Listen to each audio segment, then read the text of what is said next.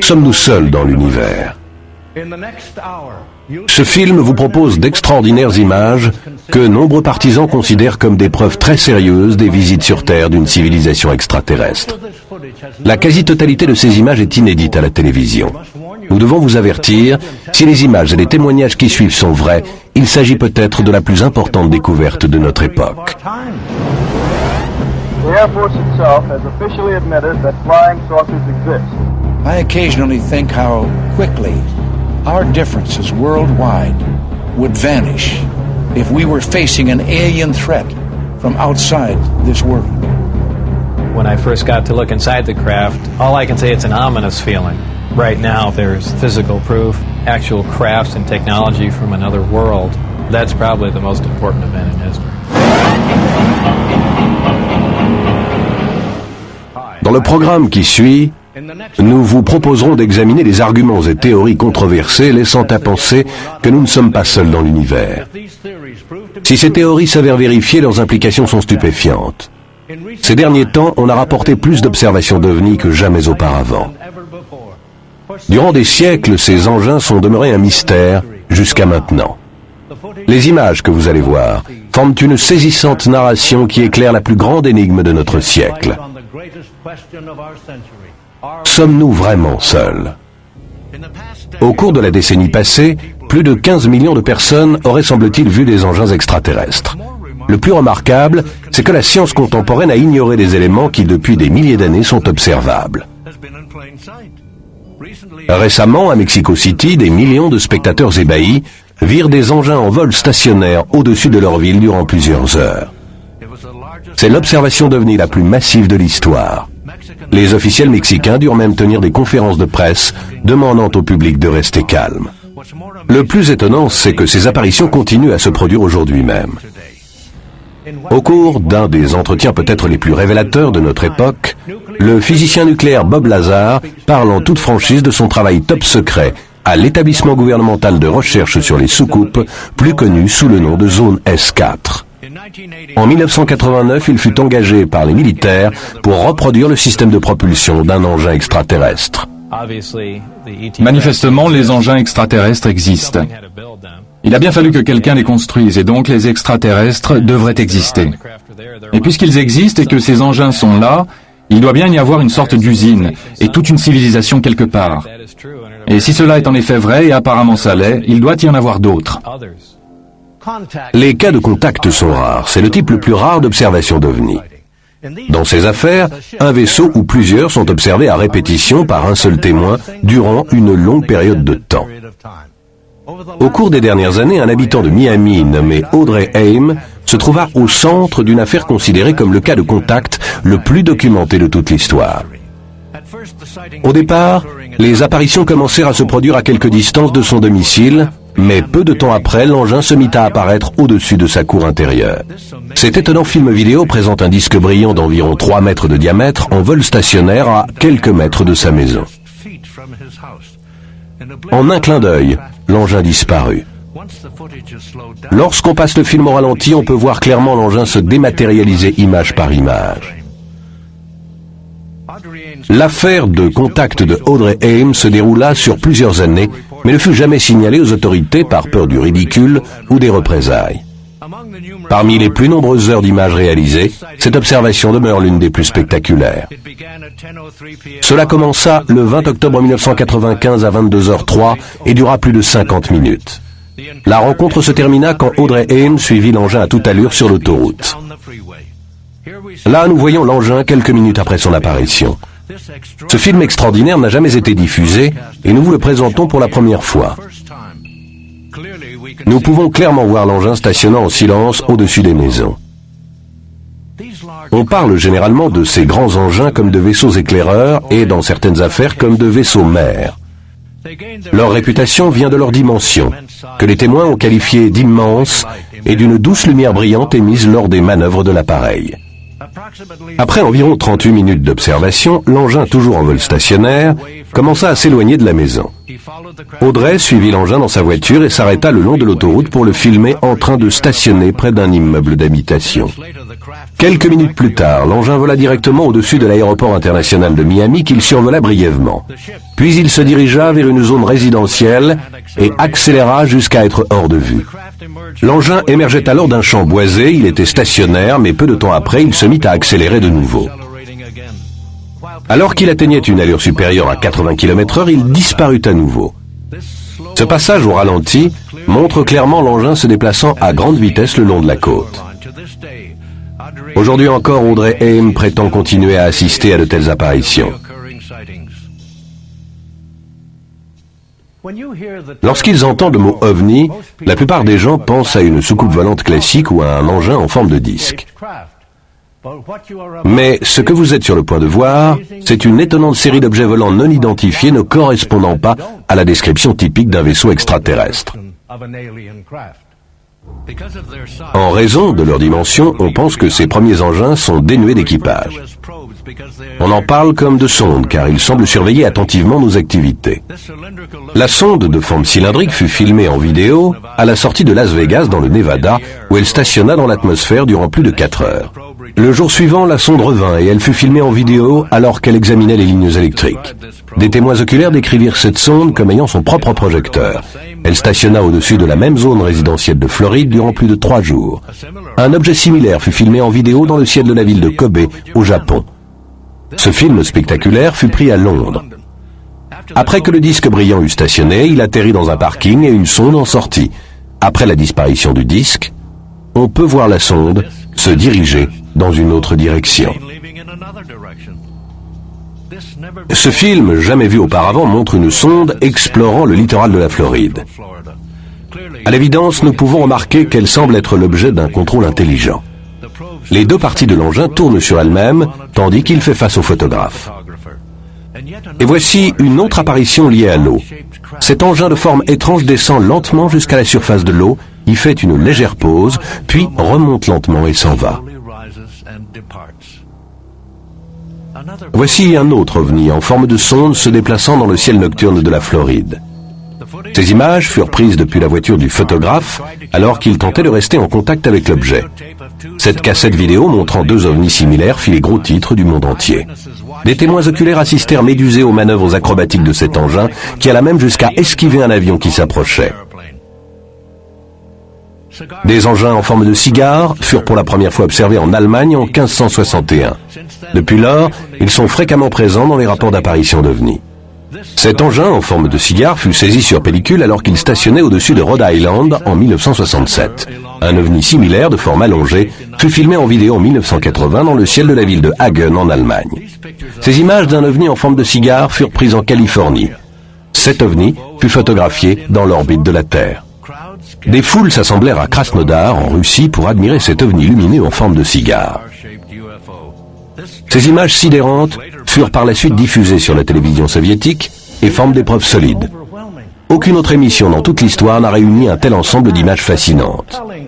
Nous ferons appel à l'analyse informatique, à l'amélioration optique et au témoignage des experts afin de mettre la vérité à jour. Mais tout d'abord, quand commencèrent ces apparitions? Les éléments en notre possession nous laissent à penser que l'humanité est visitée depuis l'aube des temps. Récemment, des chercheurs ont signalé un événement indéniable qui déclencha la plus grande vague d'observation de l'histoire, à savoir l'explosion de la bombe atomique.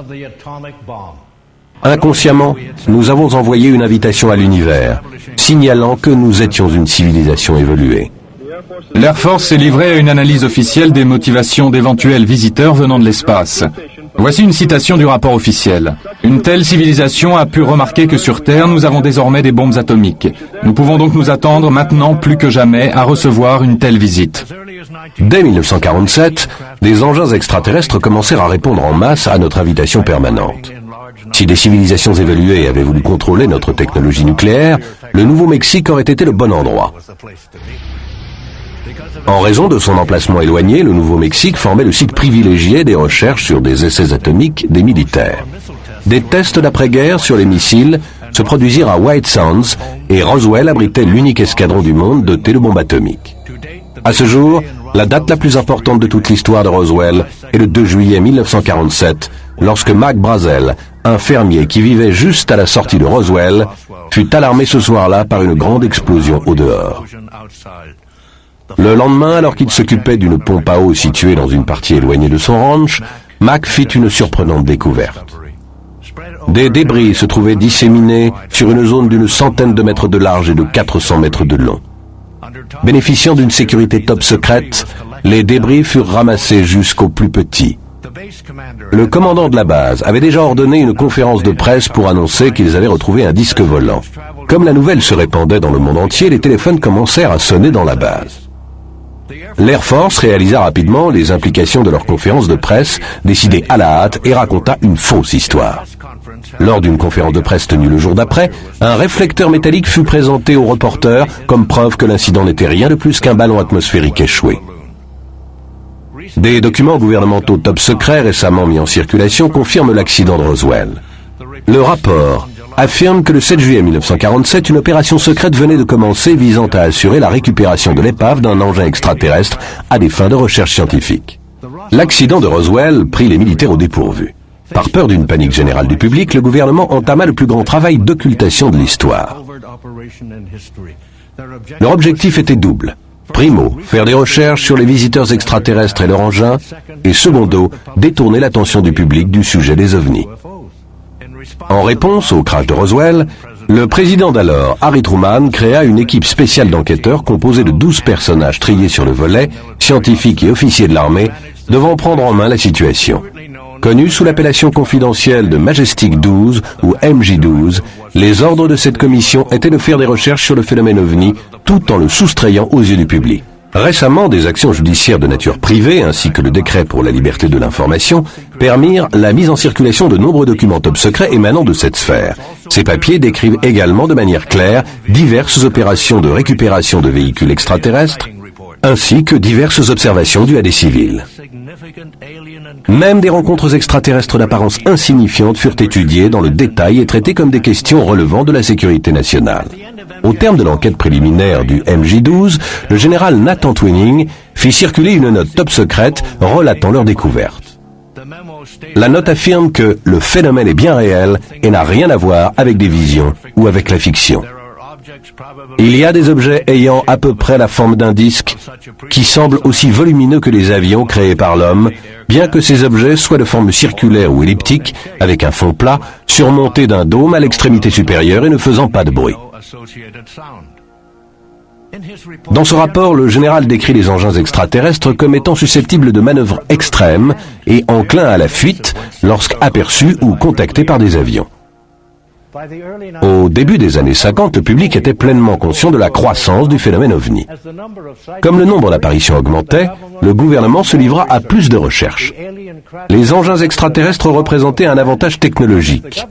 Et si le gouvernement voulait maintenir la sécurité nationale, il devait contrôler la situation. Mais le nombre d'apparitions rendit cette tâche impossible. Le public voulait une explication. Il y a un certain pourcentage de ces rapports qui ont été écrits par des observateurs fiables de choses relativement incroyables. C'est ce groupe d'observation qu'aujourd'hui nous tentons d'éclaircir.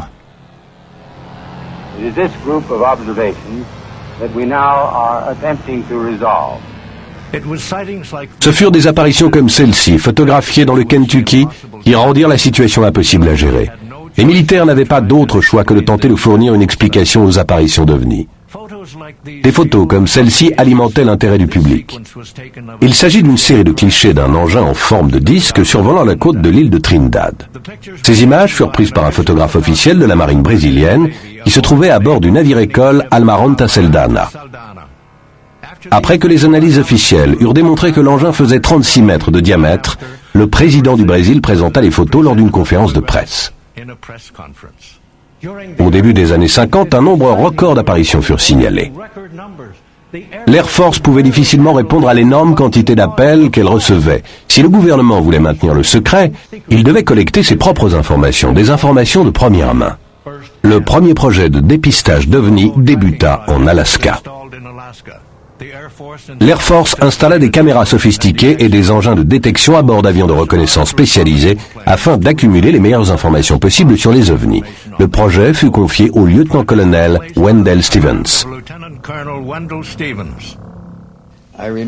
Je me souviens d'un rapport au sujet d'un objet aperçu derrière le bord de fuite de la grande aile. Et devant l'aile plus petite, dans cette position à découvert, et qui resta là 2 ou 3 minutes, et de toutes ces images qui furent prises par des caméras de cinéma et d'autres portables, sans parler de celles prises par des appareils Fairchild de 8/10. Toutes les données qui étaient enregistrées par ce dispositif spécial, les cartouches, les cassettes, rouleaux de pellicule, tout, après une mission concernant une observation, tout était retiré des boîtes et des installations, puis stocké dans une boîte en métal, reliée par une chaîne au poignet d'un officier, et s'envolait pour Washington la nuit même. Et cela se produisait à une fréquence de 3 ou 4 fois par mois, durant toute l'année et demie que j'ai passé à faire ce boulot en Alaska. En dépit des efforts soutenus des militaires pour distraire l'attention du public, le phénomène OVNI devait bientôt occuper le milieu de la scène. Les extraterrestres firent leur début sur la scène mondiale et le public fut soumis à ce qui semblait être une interminable vague de films sur les extraterrestres. Bien des gens se demandèrent pourquoi les ovnis ne s'étaient pas fait connaître en rasant la capitale du pays comme on le voyait dans les films. Et au mois de juillet 1952, c'est précisément ce qui se produisit. Et cela survint par 2 fois. Le New York Times signala des formations de disques brillants se livrant à des manœuvres au-dessus du Capitole, tandis qu'au sol, des témoins oculaires prenaient des photos. Des opérateurs radars estimèrent la vitesse maximum des ovnis à 11 200 km/h. Une semaine plus tard, les disques revinrent. L'Air Force déclara que ce que les gens avaient vu résultait d'une inversion de température. Les images nous racontent une histoire différente. Une réunion spéciale eut lieu au Pentagone pour gérer la situation. Le résultat fut un nouveau programme audacieux. Désormais, le protocole militaire se centrait sur l'éducation et la démystification et sur la négation scientifique du phénomène en pleine croissance. Ils pensaient que le fait de discréditer les apparitions ferait baisser l'intérêt du public et là commencèrent les mensonges. Les forces armées reçurent l'ordre de rassembler et d'évaluer les rapports ovnis et de ne lâcher au public que des explications douteuses. Mais des apparitions telles que celles photographiées par George Adamski contrarièrent les efforts militaires et il fallait donner des réponses au public. Cette expression soucoupe volante est un terme fourre-tout pour toutes les lumières inhabituelles se promenant dans le ciel. Il est possible que certaines de ces lumières soient issues des particules de l'atmosphère chargées d'électricité. Or, une note top secret de l'Air Force, en date de janvier 1953, raconte une histoire différente. Elle dit « Si les manœuvres apparemment contrôlées signalées par de nombreux observateurs compétents sont exactes, alors la seule explication qui reste est d'ordre interplanétaire. » Le projet Blue Book était une nouvelle tentative visant à étancher la curiosité du public. Il devait ne s'occuper que des affaires les mieux documentées. Pour finir, le projet Blue Book devint connu comme la campagne de désinformation sur les ovnis la plus réussie de toutes celles entreprises par l'Air Force. L'objectif du projet Blue Book consistait à enquêter sur les rapports civils d'observation ovni et tenter de fournir une explication scientifique à ces événements. Le lieutenant-colonel Lawrence Tucker fut autrefois le principal porte-parole de l'Air Force sur ce sujet. Et le commandant Hector Quintanilla est aujourd'hui le directeur du projet Blue Book. Commandant Quintanilla, quels sont les objectifs du projet Blue Book? Le but du programme est double. En tout premier lieu, il s'agit de tenter de savoir si le phénomène OVNI représente une menace pour la sécurité des États-Unis.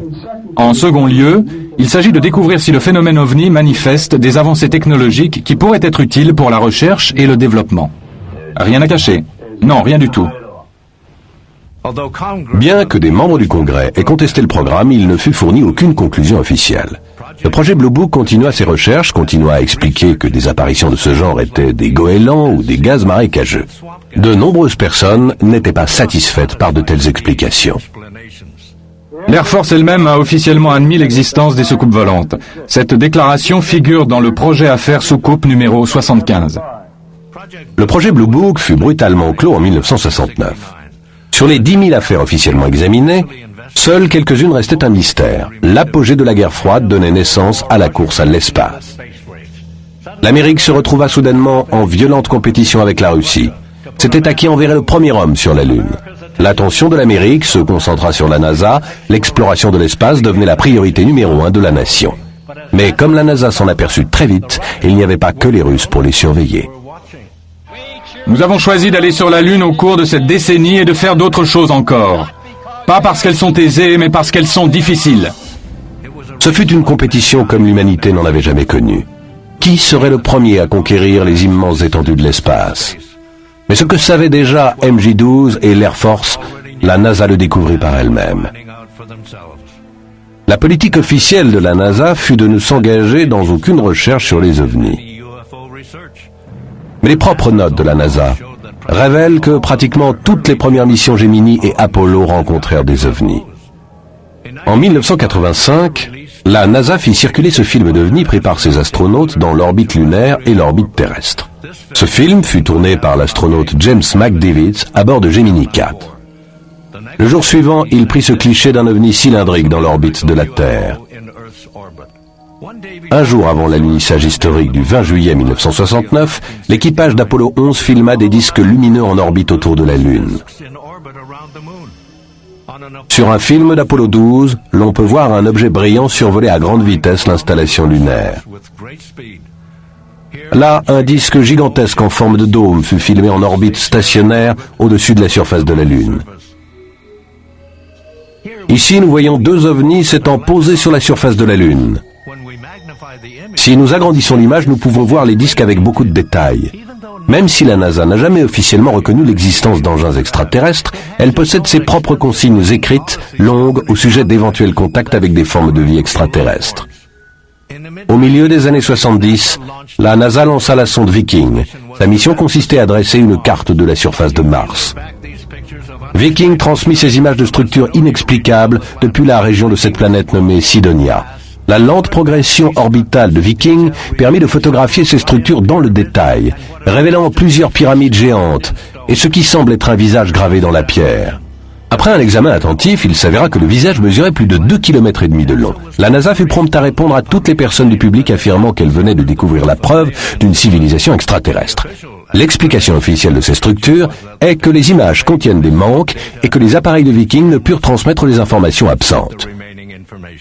En dépit de la position officielle de la NASA, de nombreux astronautes ont mis en avant leur propre rencontre avec des ovnis. James Lovell, Dick Slayton, James McDivitt, Wally Schirra, Gordon Cooper et d'autres encore racontèrent au public leur rencontre. En 1978, Gordon Cooper rédigea une lettre à l'intention de la commission d'enquête sur les ovnis des Nations Unies, affirmant qu'il existait des véhicules extraterrestres venant nous rendre visite depuis d'autres planètes. En mars 1989, l'équipage de la navette spatiale Discovery a peut-être connu sa propre rencontre rapprochée. Un radioamateur affirme avoir capté la voix du pilote de la navette, le colonel Blaha, parlant sur une fréquence secrète de la NASA. Allô Houston, c'est Discovery. Nous avons toujours ce vaisseau extraterrestre dans nos repères. La NASA prétend que ce n'est pas la voix du colonel Blaha. Une autre mission impliquant une navette spatiale filma plusieurs disques en orbite à haute altitude, se déplaçant à une vitesse de plusieurs milliers de km/h. Peu après cela, la NASA commença à brouiller toutes les transmissions de la navette. Malgré l'évidence, la NASA maintient sa position officielle et a expliqué ces rencontres comme des débris de l'espace ou des anomalies spatiales. Le tumulte des années 60 détourna l'attention du public du phénomène ovni. Des événements comme la guerre du Vietnam et le Watergate jouèrent en la faveur du programme de désinformation du gouvernement. Au début des années 70, les ovnis n'étaient plus sujets à un intérêt national. Mais en dépit des efforts fructueux du gouvernement, le nombre des apparitions ne cessa d'augmenter. Certains experts affirment qu'il s'agit là du meilleur film d'ovni au monde. Il fut pris par Matt Lane Rutherford à Silver Springs, dans le Maryland. Monsieur Rutherford prit ce film après le coucher du soleil, alors que le disque stationnait au-dessus de sa cour. Des scientifiques examinèrent le film et conclurent que l'engin semblait manœuvrer à l'intérieur d'un champ gravitationnel qui lui était propre. Lors d'une promenade matinale en 1971, un couple d'Australiens photographièrent ce disque argenté en vol. En 1977, un boy scout de l'Indiana prit ce cliché d'un engin métallique alors qu'il décrivait un cercle autour de sa maison. En 1978, une ménagère espagnole terrifiée prit une photo de ces ovnis tandis qu'elle contemplait le soleil couchant. Ce film fut réalisé par une équipe de la télévision australienne le 31 décembre 1978.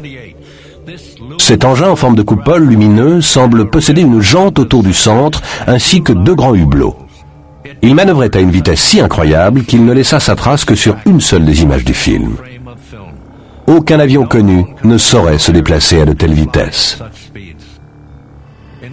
En 1978, les Nations Unies firent circuler des statistiques révélant que depuis 1947, 63 144 apparitions d'OVNI avaient été signalées. Cela fait approximativement une toutes les 4 heures. Même le président Jimmy Carter eut sa propre rencontre extraterrestre. Alors qu'il était gouverneur de la Géorgie, il remplit ses 7 pages de rapport OVNI où il affirme avoir observé un objet brillant en vol stationnaire durant une douzaine de minutes dans le ciel de la Géorgie. Le rapport fut personnellement signé par Carter lui-même. Filmant à bord d'un avion commercial de la British Airways, l'équipage put capturer sur pellicule cet ovni lumineux manœuvrant aux côtés du Concorde.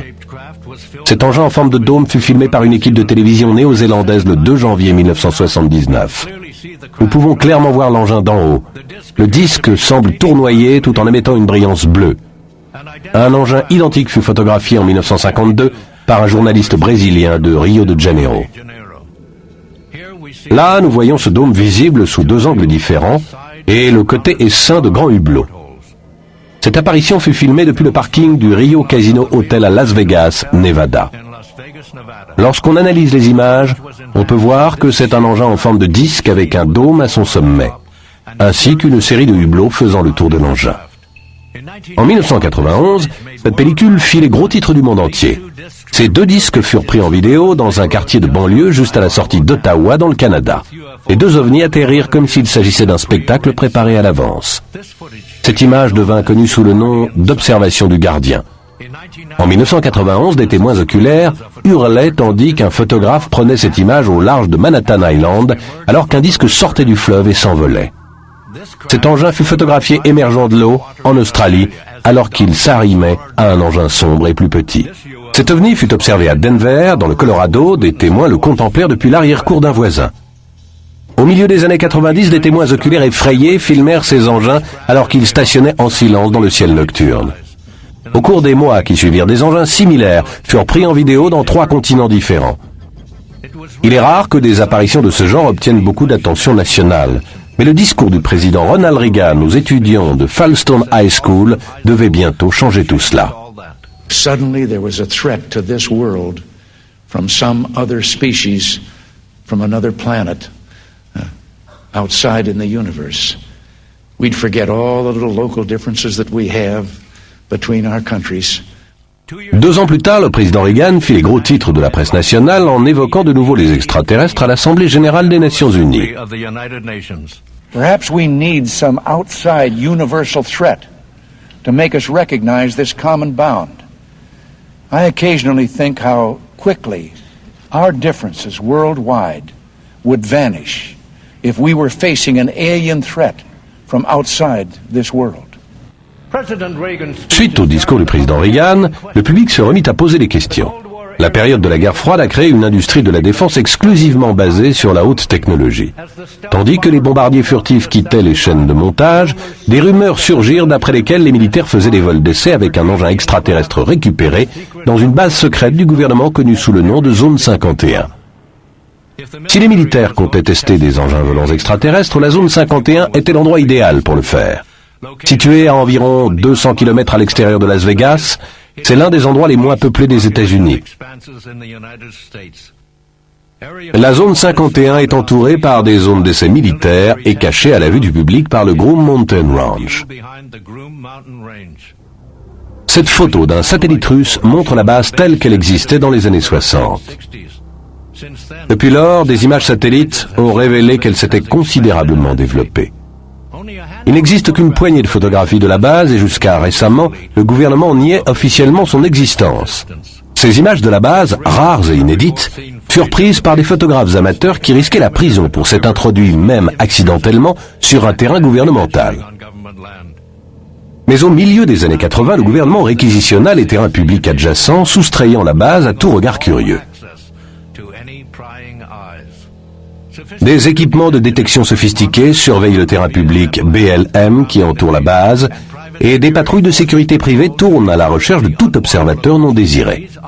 Ces hélicoptères noirs dénués de marques sont utilisés pour effrayer les mordus d'OVNI espérant réaliser une photo. Mais ce sont des photographies comme celle-ci prises au-dessus de Groom Mountain Ranch qui semblent confirmer les rumeurs. Il existe très peu d'images des prétendus vols d'essai. Cette vidéocassette amateur montre ce que des témoins oculaires virent stationner au-dessus de la base durant plusieurs minutes avant d'atterrir. On dit que la zone 51 est la plus célèbre base militaire secrète des États-Unis. Les rumeurs continuèrent et en 1966, l'État du Nevada renomma l'autoroute qui se trouve parallèle à la base. Lors d'une importante cérémonie d'inauguration ouverte à la presse, des milliers de personnes virent le gouverneur du Nevada dévoiler des panneaux routiers proclamant que l'autoroute 375 était l'autoroute extraterrestre. Aujourd'hui, Bob Lazar, physicien nucléaire et ancien employé du gouvernement, brise le silence.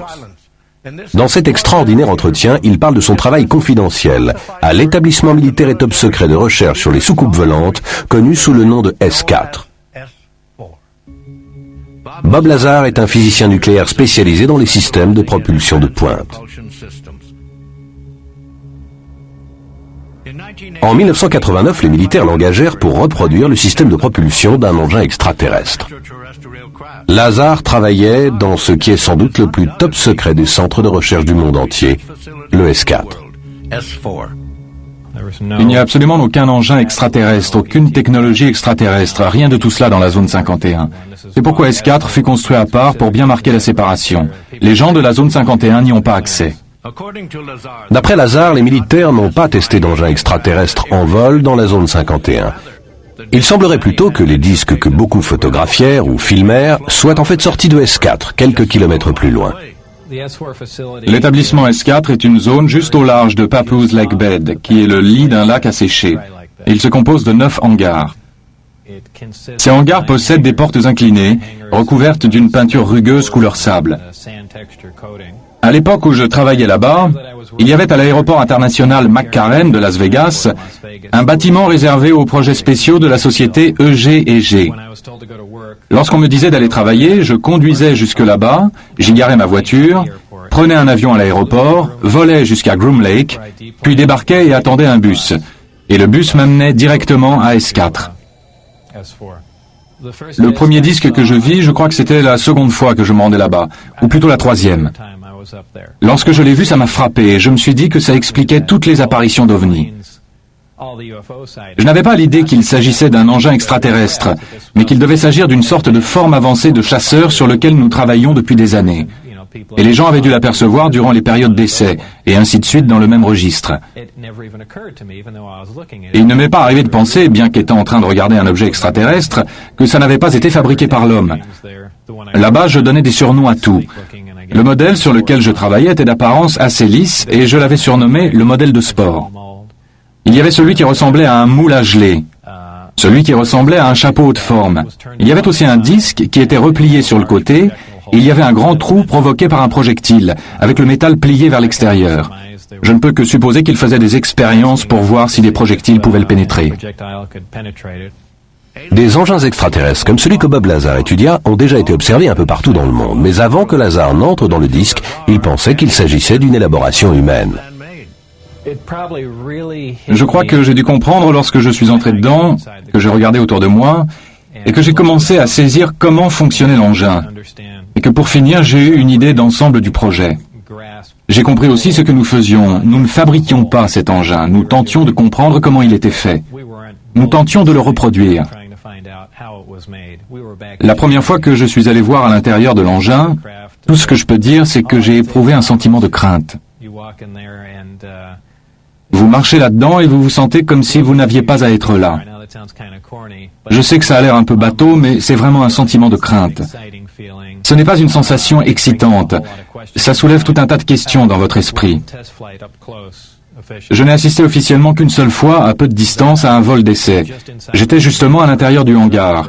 L'engin quitta le sol pratiquement sans aucun bruit, à l'exception d'une petite effluve électrique au bas de l'engin, indiquant la présence de haute tension. Cela se dissipa à une hauteur d'environ 9 mètres. Et c'est resté là complètement silencieux, et ça se déplaçait à gauche, à droite, et revenait à terre. Voilà quel était le test. C'était vraiment un exploit scientifique que de faire s'élever quelque chose en silence, de l'avoir sous contrôle et de réaliser des manœuvres comme ça. Au fin fond du bâtiment secret d'essai, Lazar apprit comment fonctionnaient ces engins par l'étude de leur système de propulsion. J'ai dû me mettre la tête en bas afin de pouvoir voir le niveau inférieur où se trouvaient 3 grands amplificateurs de gravité. Ces appareils avaient l'air de faire environ 60 cm de diamètre, avec un tuyau d'environ 1,20 m, relié par un tuyau plus petit au niveau supérieur. Ils pouvaient être indépendamment positionnés. Et c'est cela qui émettait les ondes gravitationnelles, propulsant l'engin.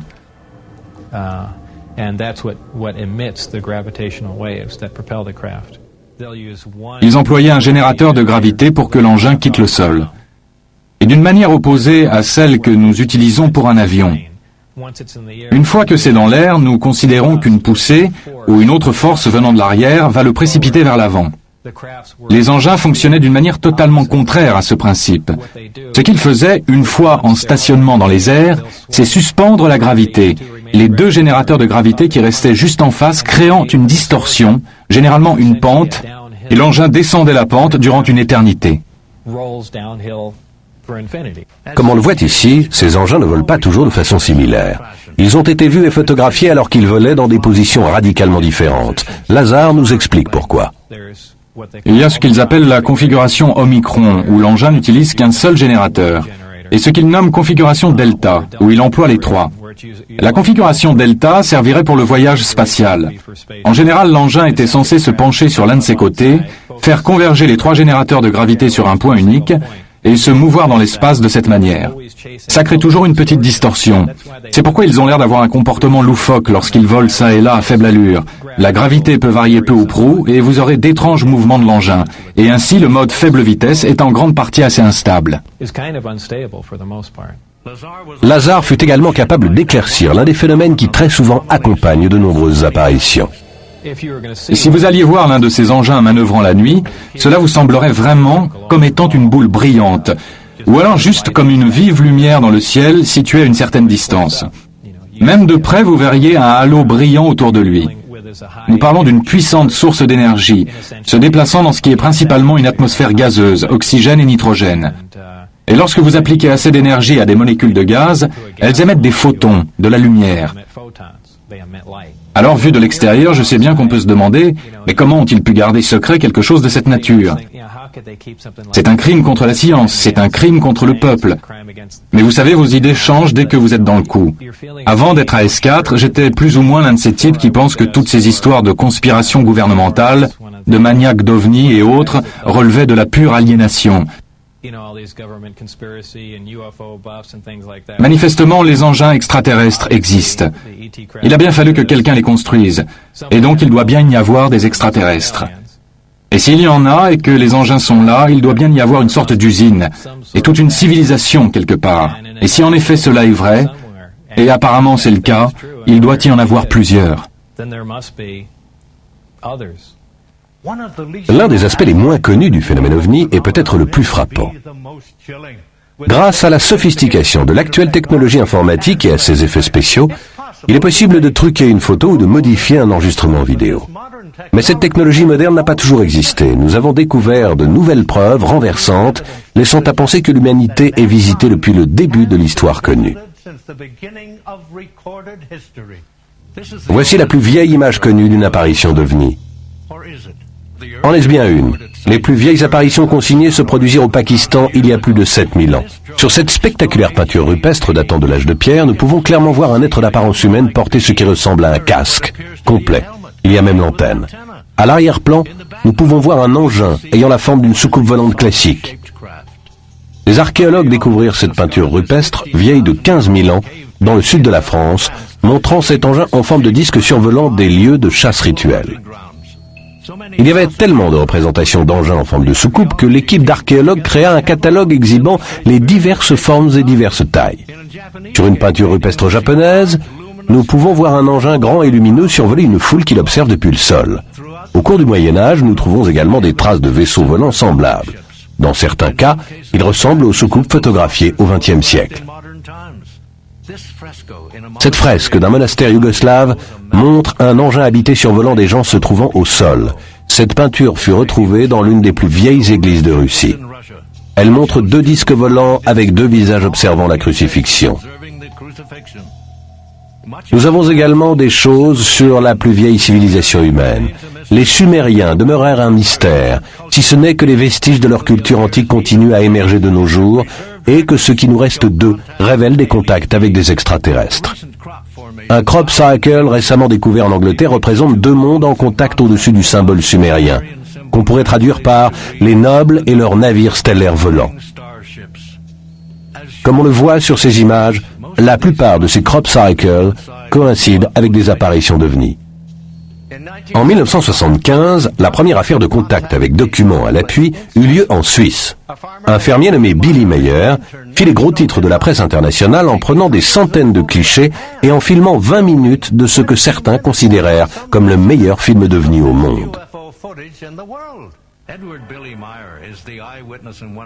Edward Billy Meyer est le témoin oculaire de l'une des affaires ovnis les plus célèbres et les plus controversées de l'histoire. Il captiva l'attention du monde entier en racontant au public ses rencontres extraterrestres. En dépit de la clarté de ses photos et de ses films, il demeure controversé du fait qu'il prétend être rentré en contact avec les visiteurs extraterrestres. Le 28 janvier 1975, il eut sa première apparition dans la campagne suisse de Hinwell. D'après Billy, il entendit un vrombissement dans le ciel. Il leva la tête et vit un engin en forme de disque argenté qui descendait dans sa direction. Il put prendre quelques clichés avec son appareil. Un mois plus tard, le 8 mars 1975, Billy photographia ce vaisseau se déplaçant le long des arbres. C'est l'une des premières photos d'OVNI qui ait été analysée par agrandissement optique informatique. Un laboratoire indépendant confirma que les clichés n'avaient pas été truqués et devaient être tenus pour authentiques. Le 29 mars 1976 avait lieu l'apparition d'un nouveau disque. Meyer devait plus tard en parler comme d'une variante dotée d'une sorte de proue. Peu après, Billy put recueillir au cours de l'une de ses rencontres des échantillons de métal. Ces photos d'échantillons métalliques prises à l'aide d'un microscope électronique faisaient partie d'un ensemble de tests réalisés aux États-Unis. Deux laboratoires confirmèrent indépendamment que la combinaison des métaux avait été réalisée de manière très complexe, par fusion à froid, et que cela ne pouvait avoir été fait ici sur Terre. Peu après le début des rencontres de Billy, ce dernier s'équipa de sa caméra 8 mm et filma plusieurs scènes étonnantes d'un engin en vol stationnaire. Peut-être que l'élément le plus frappant de l'affaire Meyer est cet extrait de film où l'on voit un disque métallique stationné au-dessus d'une route en contrebas. Sur cette séquence prise à la lumière du jour, nous pouvons clairement observer le gracieux déplacement du disque métallique, tandis que deux voitures différentes roulent juste au-dessus de lui. Cependant, malgré les efforts de Meyer et les preuves matérielles convaincantes, les sceptiques affirmèrent que photos et films étaient trop beaux pour être vrais. Le 4 avril 1978, les contacts cessèrent. Billy déclara avoir assisté à un total de 105 apparitions au cours des 3 années écoulées. Comme nous venons de le voir, il est possible pour un individu de vivre plusieurs rencontres extraterrestres. Mais lorsqu'une ville ou tout un pays voit régulièrement des engins extraterrestres, on parle alors d'observation de masse. En 1991, Mexico City et les villes environnantes connurent la plus vaste observation de masse de notre époque. Ce phénomène extraordinaire continue encore de nos jours. Sans aucun avertissement, ils apparaissent. Le 11 juillet 1991, la ville la plus peuplée du monde fut prise au dépourvu. C'était le jour d'une éclipse solaire et de très nombreuses caméras filmaient le ciel. Soudain, sorti de nulle part, un engin en forme de disque apparut et stationna au-dessus de la ville durant presque 1 heure. Son apparition marqua le début de la plus spectaculaire observation de masse que l'on connaisse. Guillermo Arriguin, de Mexico City, fut le premier à présenter son film. Sur l'agrandissement des images de ce film, on voit clairement le mouvement de rotation du disque métallique. Au même moment, quelques 130 km plus loin, à Puebla, un caméraman tourna ce film d'un engin presque identique. Un agrandissement par écran divisé révèle les étonnantes similitudes des deux engins. Un autre témoin filma cet ovni pendant l'observation de masse. L'agrandissement par ordinateur révèle d'autres détails de l'appareil. Ce film fut réalisé en vidéo dans le secteur nord-est de Mexico City. L'agrandissement révèle une sorte de bouclier animé de pulsations dans la partie inférieure de l'engin. Miguel Torres filma ce disque tandis qu'il se déplaçait au-dessus du centre de la ville. Sur l'agrandissement, on peut clairement voir une effluve électrique ou un jet de lumière colorée au bas de l'appareil. Sur les 2000 heures de vidéos tournées, seuls ces 6-là furent choisis pour analyse comparative. Toutes montrèrent le même disque métallique photographié en divers endroits de la ville. David Froning, expert en propulsion par champ d'énergie, fut amené à analyser ce film. On peut relever le fait qu'il s'agit probablement d'une structure proche du métal, car on peut voir des reflets sur les bords. Le phénomène que vous observez ici semble indiquer un véritable système de propulsion par champ d'énergie. Je dois ajouter que nous ne savons pas à l'heure actuelle comment mettre au point un véritable système de propulsion par champ d'énergie. Sans ce détail, ce serait beaucoup moins spectaculaire. Les jours qui suivirent cette éclipse, les apparitions se multiplièrent. Cet objet lumineux fut filmé alors qu'il traversait le ciel au-dessus de la ville. Des agrandissements montrèrent l'engin alors qu'il file à grande vitesse. Cet ovni fut filmé depuis le balcon d'un appartement de la ville. Le photographe le filma alors qu'il manœuvrait autour d'un bâtiment industriel avant de disparaître hors de vue. Alors qu'elle filmait cette publicité pour une voiture, cette équipe de télévision fut surprise d'enregistrer sur la pellicule un engin lumineux passant à toute allure dans le ciel. Cette rare formation d'ovni fut filmée au-dessus d'Atlisco. De semblables formations d'engins furent filmées en Floride et en Belgique. Des comparaisons par écran divisé révèlent les ressemblances. Le public réclama des explications officielles, ce qui contraignit le gouvernement à se prononcer sur les observations de masse. Lors de l'unique conférence de presse tenue sur le sujet, le maire d'Atlisco demanda à ses concitoyens de garder le calme du fait qu'on n'avait pas signalé de blessures ou de dégâts engendrés par un engin extraterrestre.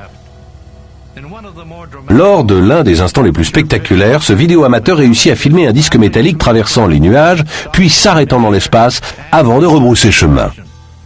Aucun avion conventionnel ne peut voler de la sorte. Les ovnis furent même présents lors de la célébration du jour de l'indépendance. Une parade militaire et un grand ballet aérien commémoraient l'occasion. Alors que les jets passaient en l'air, un disque métallique apparut brusquement. Lorsque les jets tentèrent d'intercepter l'engin, celui-ci accéléra, les abandonnant dans son sillage. Au cours de l'heure qui vient de s'écouler, nous vous avons montré des photographies, des extraits de films, des enregistrements vidéo, des dossiers officiels, des témoignages d'experts portant sur l'un des plus grands mystères de notre époque. Les preuves sont accablantes. Des œuvres de l'Antiquité aux observations d'aujourd'hui, l'évidence s'affiche. Mais maintenant, vous êtes les seuls à pouvoir trancher la question. Sommes-nous vraiment seuls ?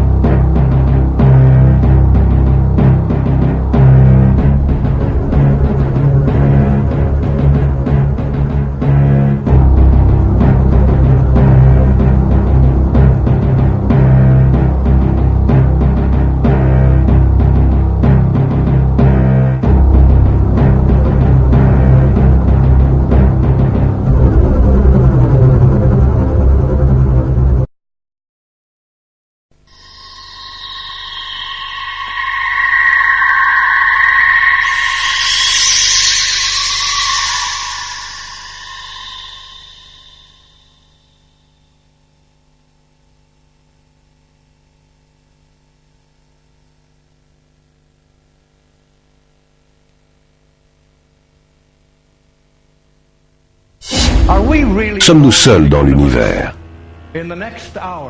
Ce film vous propose d'extraordinaires images que nombreux partisans considèrent comme des preuves très sérieuses des visites sur Terre d'une civilisation extraterrestre. La quasi-totalité de ces images est inédite à la télévision. Nous devons vous avertir, si les images et les témoignages qui suivent sont vrais, il s'agit peut-être de la plus importante découverte de notre époque.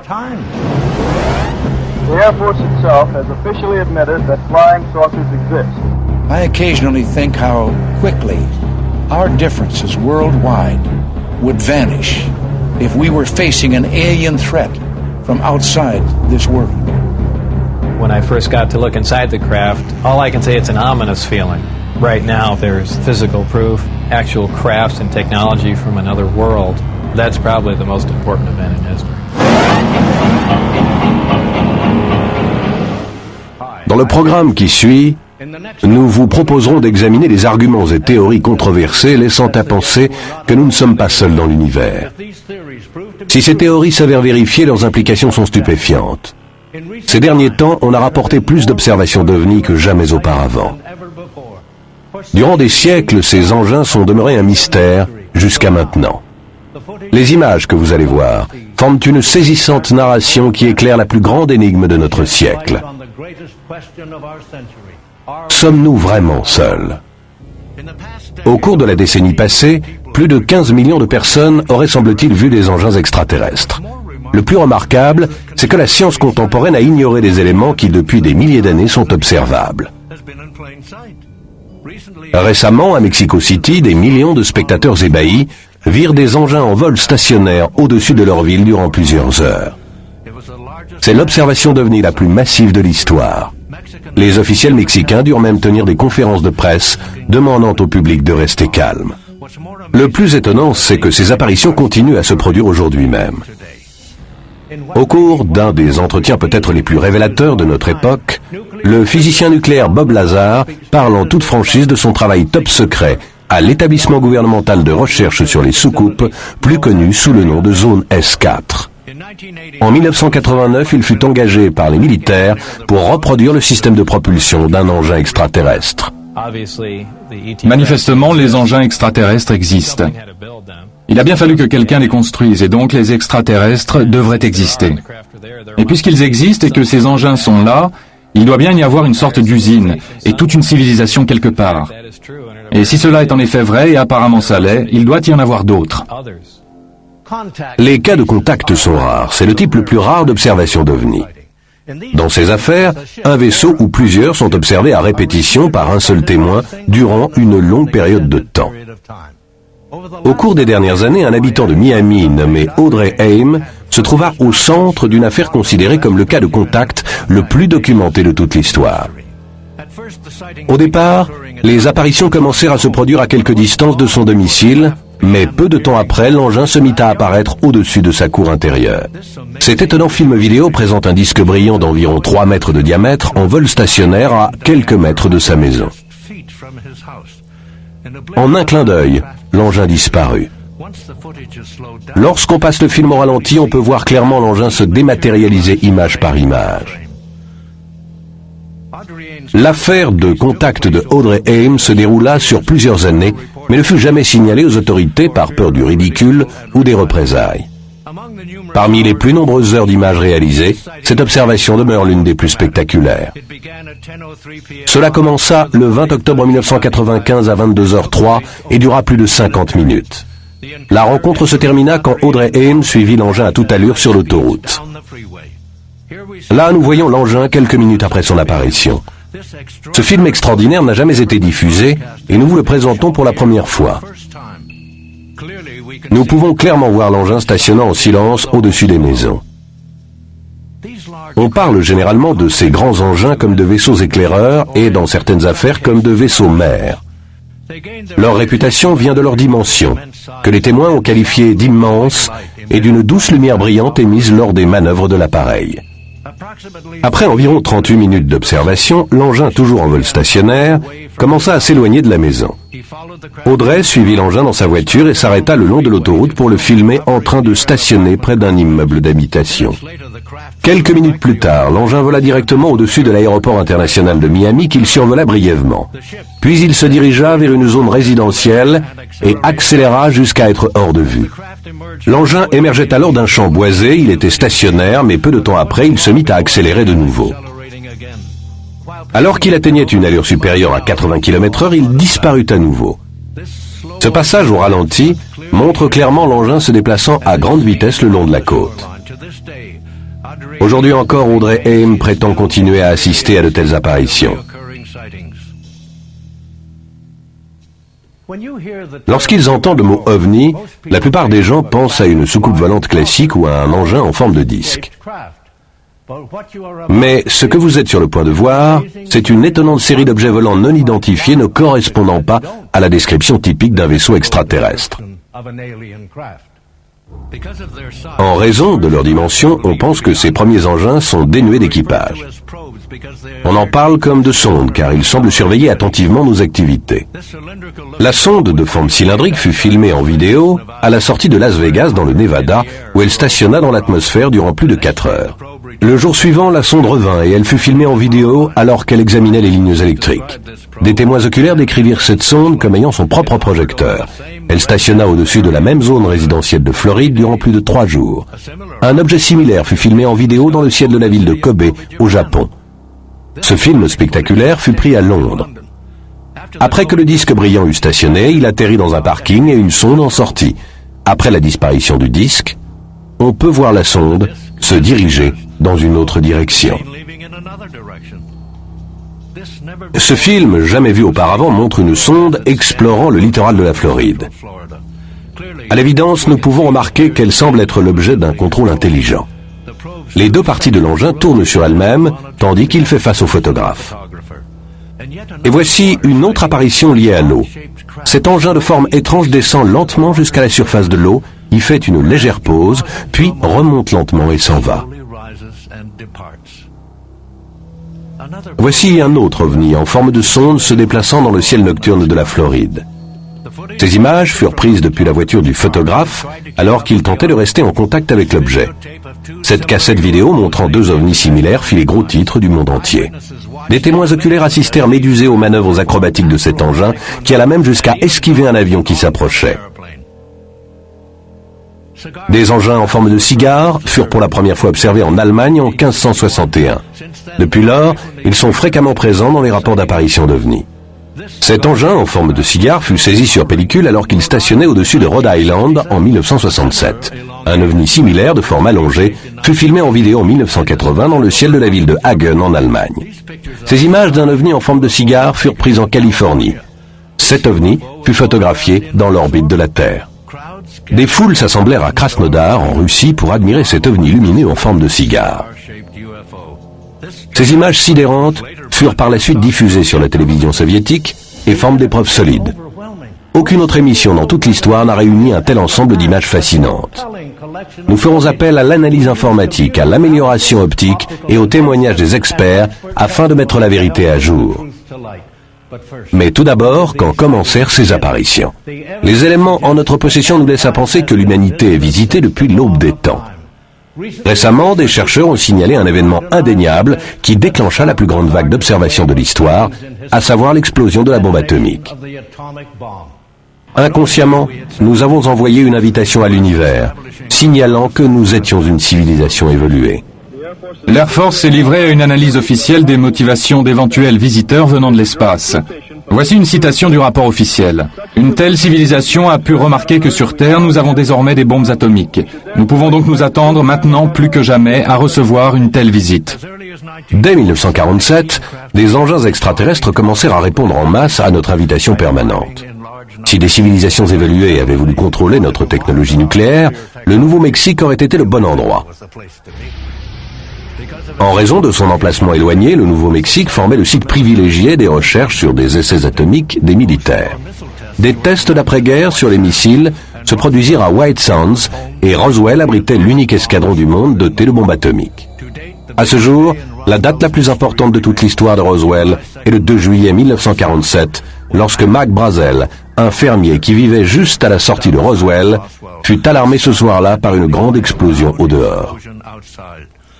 Le lendemain, alors qu'il s'occupait d'une pompe à eau située dans une partie éloignée de son ranch, Mac fit une surprenante découverte.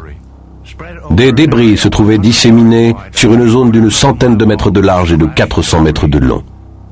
Bénéficiant d'une sécurité top secrète, les débris furent ramassés jusqu'au plus petit. Le commandant de la base avait déjà ordonné une conférence de presse pour annoncer qu'ils avaient retrouvé un disque volant. Comme la nouvelle se répandait dans le monde entier, les téléphones commencèrent à sonner dans la base. L'Air Force réalisa rapidement les implications de leur conférence de presse, décidée à la hâte, et raconta une fausse histoire. Lors d'une conférence de presse tenue le jour d'après, un réflecteur métallique fut présenté aux reporters comme preuve que l'incident n'était rien de plus qu'un ballon atmosphérique échoué. Des documents gouvernementaux top secrets récemment mis en circulation confirment l'accident de Roswell.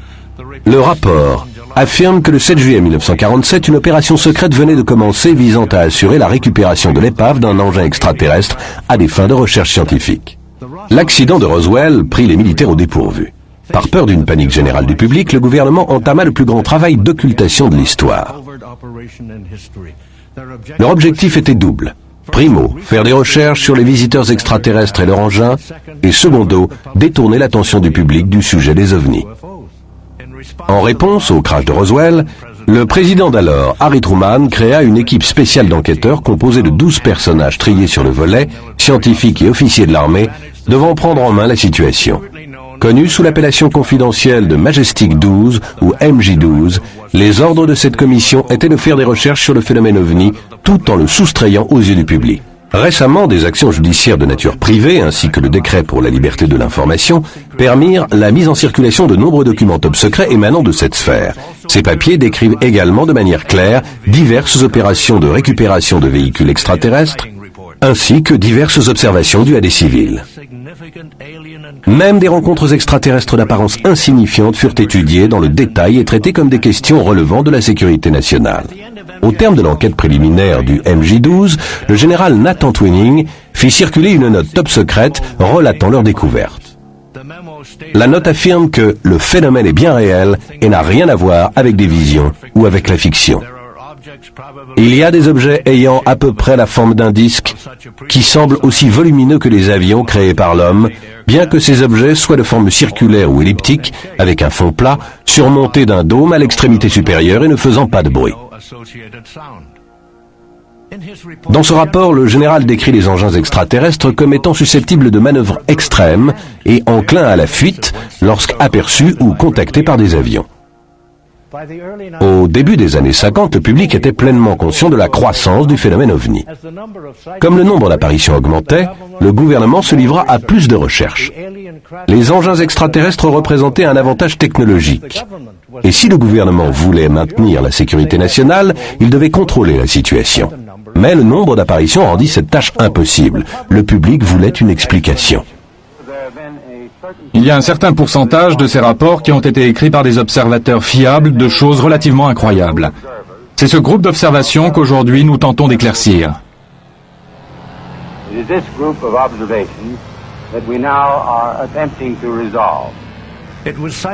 Ce furent des apparitions comme celle-ci, photographiées dans le Kentucky, qui rendirent la situation impossible à gérer. Les militaires n'avaient pas d'autre choix que de tenter de fournir une explication aux apparitions d'OVNI. Des photos comme celle-ci alimentaient l'intérêt du public. Il s'agit d'une série de clichés d'un engin en forme de disque survolant la côte de l'île de Trinidad. Ces images furent prises par un photographe officiel de la marine brésilienne qui se trouvait à bord du navire-école Almirante Saldanha. Après que les analyses officielles eurent démontré que l'engin faisait 36 mètres de diamètre, le président du Brésil présenta les photos lors d'une conférence de presse.